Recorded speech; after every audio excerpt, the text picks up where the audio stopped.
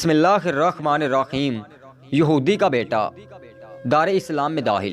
ایک یہودی نے اپنے بیٹے سے کہا، جاؤ بازار سے سودا لے آؤ۔ وہ چلا گیا، لیکن جب وہ راستے سے گزر رہا تھا تو اس کی نظر حضرت محمد صلی اللہ علیہ وسلم پر پڑی، اور آپ صلی اللہ علیہ وسلم کی نظر بھی اس لڑکے پر پڑی۔ آپ صلی اللہ علیہ وسلم کی نظر کا اثر اتنا ہوا کہ وہ لڑکا وہیں بیٹھ گیا اور کافی دیر تک بیٹھا رہا۔ وہ یہودی کبھی اندر جاتا کبھی باہر آتا کہ لڑکا کہاں رہ گیا، آیا نہیں ابھی تک۔ سورج غروب ہو گیا اور مغرب ہونے لگی ہے۔ لڑکا شام کو گھر آیا تو باپ نے پوچھا، ارے نادان، اتنی تاخیر کیوں ہوئی؟ باپ بہت غصے میں تھا کہ بڑا نادان اور پاگل بچہ ہے، میں نے کہا تھا جلدی آنا اور اس نے اتنی دیر لگا دی۔ تمہیں سودا لینے بھیجا تھا اور تم خالی ہاتھ واپس آ گئی ہو۔ سودا کہاں ہے؟ سودا کہاں ہے؟ بیٹا بولا، سودا تو میں خرید چکا ہوں۔ باپ، کیا پاگل آدمی ہو تم؟ میں نے تجھے سودا لینے بھیجا تھا، سودا تو ہمارے پاس نہیں ہے اور کہتے ہو خرید چکا ہوں۔ بیٹا بولا، بابا یقین کریں سودا خرید آیا ہوں۔ باپ بولا، تو دکھاؤ کہاں ہے؟ بیٹے نے کہا، کاش تیرے پاس وہ آنکھیں ہوتی تو تجھے دکھاتا میرا سودا کیا ہے۔ بابا، میں تمہیں کیا بتاؤں، میں کیا سودا خرید کر لایا ہوں؟ باپ نے کہا، چل چھوڑ رہنے دے۔ وہ لڑکا روزانہ نبی رحمت صلی اللہ علیہ وسلم کی خدمت میں بیٹھنے لگا۔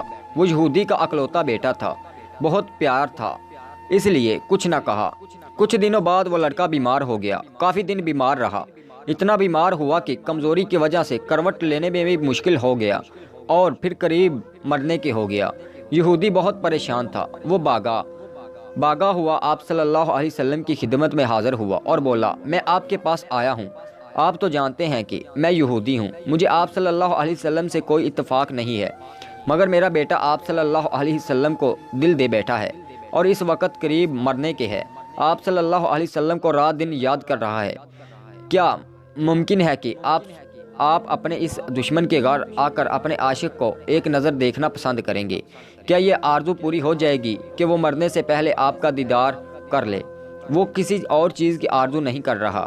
آپ صلی اللہ علیہ وسلم نے اپنے صحابہ سے فرمایا کہ تم لوگ بھی ساتھ چلو اور جا کر اپنے عاشق کا دیدار کرتے ہیں اور اس بھی اپنا دیدار کرواتے ہیں۔ آخری لمحہ ہے، آنکھیں بند ہونے سے پہلے ہم اسے کچھ دینا چاہتے ہیں، چلو چلتے ہیں۔ یہودی کے گھر پہنچے تو لڑکے کی آنکھیں بند تھی۔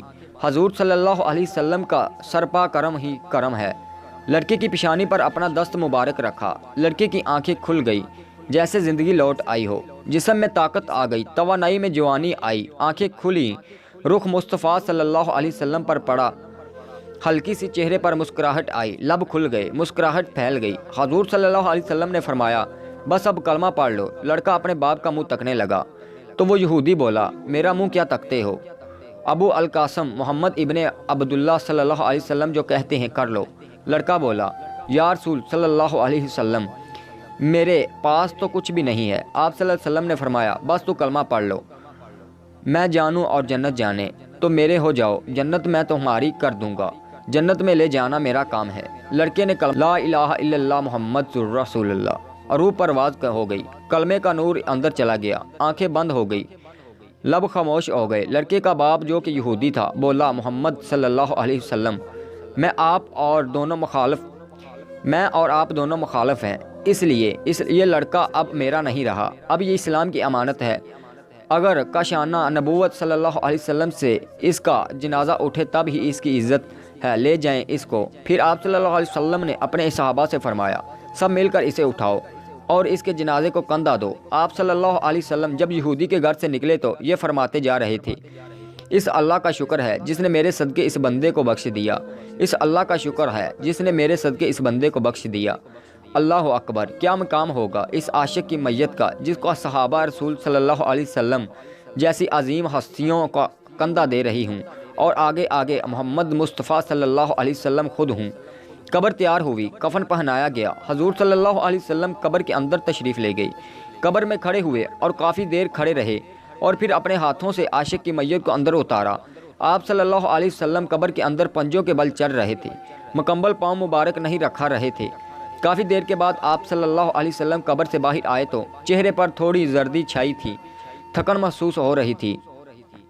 صحابہ پوچھتے ہیں، یا رسول اللہ صلی اللہ علیہ وسلم، یہ کیا ماجرا ہے؟ پہلے تو یہ بتائیں، آپ صلی اللہ علیہ وسلم نے قبر میں پاؤں مبارک کیوں نہیں رکھا؟ آپ صلی اللہ علیہ وسلم پنجوں کے بل کیوں چلتے رہے؟ تو کریم آقا صلی اللہ علیہ وسلم نے فرمایا، قبر کے اندر بے پناہ فرشتے آئے ہوئے تھے، اس لیے مجھے جہاں جگہ ملتی تھی میں پنجہ ہی رکھتا تھا، پاؤں رکھنے کی جگہ نہیں تھی۔